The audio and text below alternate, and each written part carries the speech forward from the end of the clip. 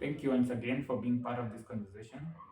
So, in this particular video, I'm going to talk about a subject and a topic that I've been thinking about and actually trying to reflect upon in the last year towards the end, and also into this year. And one of the key things that we've noted in the country in the last year or two, there's been an economic downturn. There's been stability among the corporate organizations. Most of them are winding down or transferring the operation bases from one country to other countries, which is on one end. But at the same time, some of them are just closing down because the macroeconomic environment is not as tenable as it would have been for these companies to thrive. So that is on one end.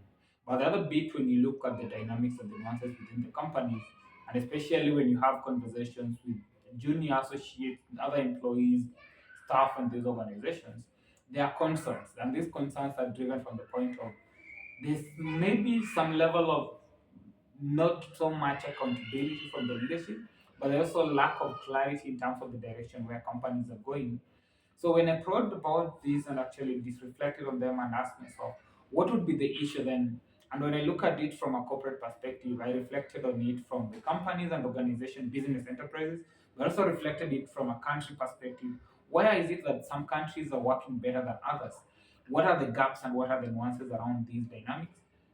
So from the national level, from the company, corporate organizational level, even to associations and professions that are struggling and not finding a kind of a footing on where to hold on to and to grow themselves into the formidable entities that they need to be. So these are concerns that we need to ask ourselves and we need to reflect upon. And at the same time, when you look at some of the successful enterprises, the successful countries and organizations all over the world, there are some common trends and nuances around how they've been run, how they've been led, and how the future looks like for them. So then, when I reflected on these, I came to a particular resolution and a particular findings that I think would be important for us as we're getting into this new year 2024. If you are held actually, you're bestowed with the responsibility, you have the accountability of ensuring that an organization thrives, an organization delivers on its mandate, then you need to deliver value. And delivering value means understanding what are the key probable drivers that would make you not succeed in that role, that would make that organization not thrive and succeed, but also would not make you meet the needs and the demands of your stakeholders, not shareholders, but rather stakeholders. And when we talk about stakeholders, it's the shareholders who expect the company to make money, the business to thrive. Beyond that, we have the stakeholders who are depending to get quality services and products from you as a service provider, but also other entities within the ecosystem, suppliers, customers, payers of the services, insurers, and all that. Everybody has an interest in your enterprise if you're running it accordingly. So, how do you work around this? So, when I reflected on these, some of the key three things that I noted that were gaps, either were making people succeed or making them not succeed, were one, leadership. Leadership is the direction. And when we talk about leadership, we expect to have leaders who will set the direction of where the company needs to go, how it needs to go to that future, and inspire a movement of people who believe in that vision, believe in that roadmap, and actually the strategy that has been laid down. So that as much as the leader sets the course of where they need to go, they believe in that vision. And therefore, if we have any sign of leadership gap where people have nothing to believe in, people have nothing to work towards, what is the purpose? What is the driving force behind the company that we're dealing with? If that company doesn't have a driving force, we are not going to be able to move towards that future that we hope for. Ultimately, then it means as an organization we cannot thrive because we are not guided towards a particular vision. We are not guided to a particular cause, a particular purpose. Why do we exist? And that is important for companies and organizations to realize. And even at country level, we need to be able to realize that. And one of the times when we look at blaming on the macroeconomic factors, blaming on putting blame on the leaders, political leaders, and all that, then we ask ourselves, do they have a vision for our country where we're heading? What is the roadmap? What is that vision? And what are the key milestones and steps that need to be taken to move us closer to that vision that will make everybody buy into the vision? And then in that leadership, then if we have those milestones and those key pieces, we need to ask ourselves, do the people believe in that vision? Do they have trust in their leader?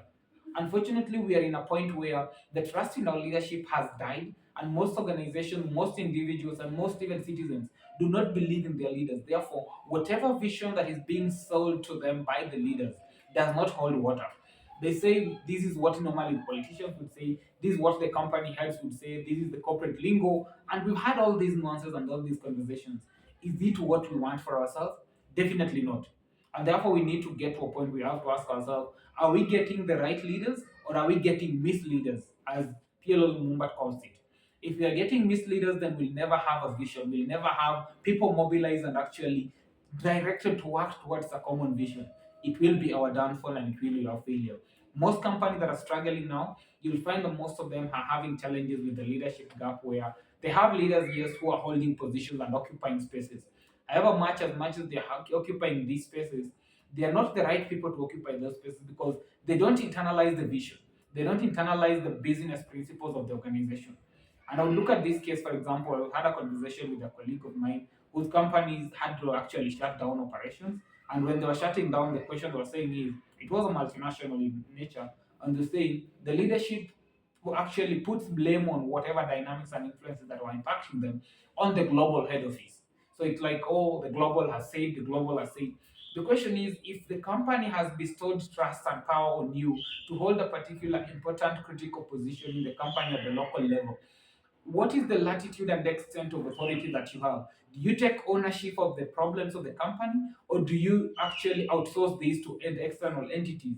Because if I'm employed in the company at a national level, I put trust on the company manager and the country manager at that particular level, and I believe that they have my interests at heart, they have the interests of the company at heart, and they have the latitude and the authority to make decisions on behalf of the company. Where they are not able to, they need to be able to take responsibility and buy into the particular global decision and relay it as a decision that they buy into and they understand the rationale behind this decision being made. If that is not happening, then we have a gap in leadership. With that gap in leadership, if this particular moment you tell us it is a global decision, then it means you at your own personal level, you are not taking ownership.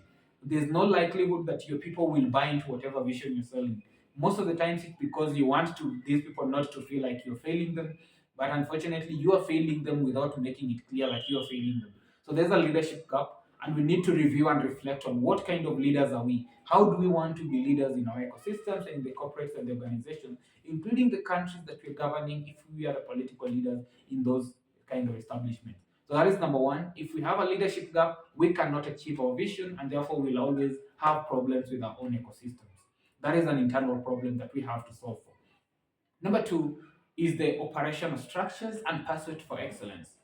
That is a critical bit. Most organizations and most entities are pieces of people who are into an ecosystem working together towards a common vision, but they're not clear on what are the specific deliverables, what are the key actionable tasks and responsibilities in that ecosystem. How do we institutionalize that we know if I'm doing part A of this particular service, then it builds on part B of the next person's responsibilities. And ultimately, their responsibility builds on the fourth person, and ultimately, we are building onto that vision. Operational efficiencies, operational excellence, and the running operational systems of an organization. If they are not in place, we are not going to achieve our results. Unfortunately, that is a problem where you'll find a conglomerate and organization with different departments and different entities, each of them delivering on their own mandates. But they're not looking at how does their mandate feed into the mandate of the next department, to the next function, to the next individual, to the next company in the ecosystem.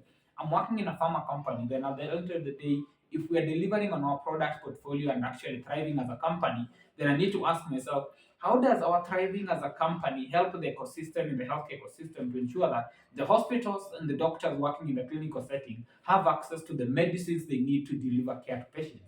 If I don't look at that an aspect, then there are no operational pieces and the nuances around those synergies that we need to create. In an organization, if I'm working in regulatory affairs, my role is to register medicines, make them accessible in the market, and therefore, when they are registered and regulatory compliant, supply chain can import them. The commercial teams can now market and make sure that the people who want to buy them can buy the medicine because they meet all the regulatory requirements. That is how we have to work as pieces and models and actually interfaces within the organization. If those operational efficiencies are not integrated and actually refined and optimized in organizations, we will end up with people working but not really working. That is where somebody will come into work in the morning and they leave in the evening without clarity on what have I delivered at the end of the day. Those are gaps that we have to address. And most organizations are struggling because they have a corporate, we have a vision, we have everything in place, but the key operational tasks and nuances that everybody needs to deliver on, with key responsibilities on who does what, for what purpose, and to what goal are not clear, then that means these organizations will not thrive. They will continue struggling. That is a problem that we're having, and that is a challenge that organizations are having. So we need to address this and ensure that these economic downturns and headwinds that we're facing do not become the final nail on our coffins as corporates that are going to thrive. The last bit, the last challenge that I've seen with organizations that are struggling in the immediate moment is with regards to having a definite, definable business model. What is your revenue model? As a business, you are there to be able to be sustainable, then you need to be able to be making money. What service, what solution, what product are you taking to the market that people are willing to pay for? And what is the price point for that particular solution that will ensure that it is sustainable? If you're running an organization and you have no clear business model and there's no way of growing your customer base, then chances are you are likely to close shop. So you need to ask yourself, do you really have a service that you're offering to the market? Who is willing to pay for that service? How are they going to pay for it? And how are you going to make them pay for that service or that product that you're taking to the market? So we have to be clear on the business models, on what organizations we are running. And it doesn't only stay within organizations. I'll give an example of three different entities at this point.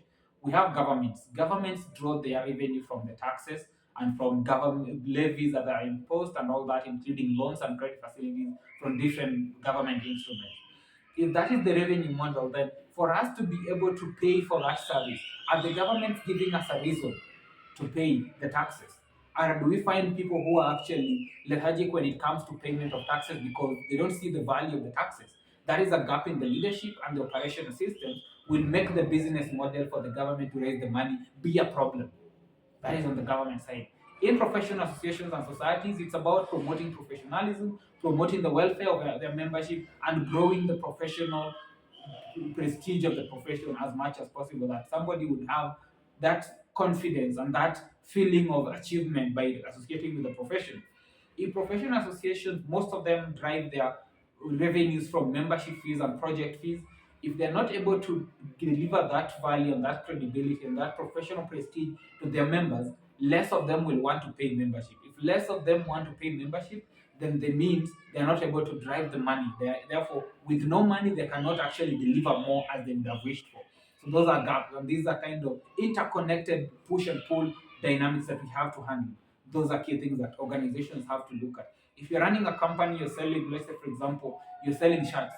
For people to buy your shirts at a particular price point, they have to see the actual value of that shirt at that price. And you have to market it to them and make them believe it is the right shirt for that price that they need to pay for. If you do not have a defined business model, you're not going to thrive and you're not going to be sustainable. And those are some of the problems. You'll find an organization has been in existence for a couple of years with no clear business model. They're not working to define one. But then, as much as they're not defining one, they're actually just moving as a shell. Ultimately, they will be forced to close shop because without a sustainability edge, nobody's going to dedicate their time and work for an organization without clarity on how they are making money.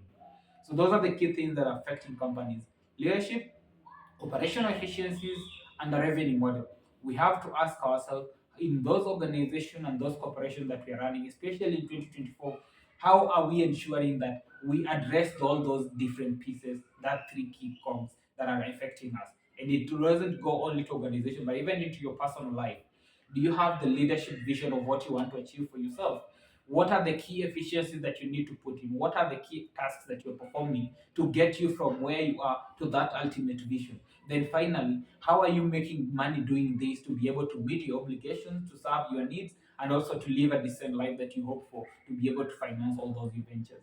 If you're not clear on that, please purpose to take a moment to write down your notes and to figure out how you're going to make that change into the future. If you may find these videos interesting and engaging for you, I urge you to subscribe to the channel, share it with those people who will find value in it.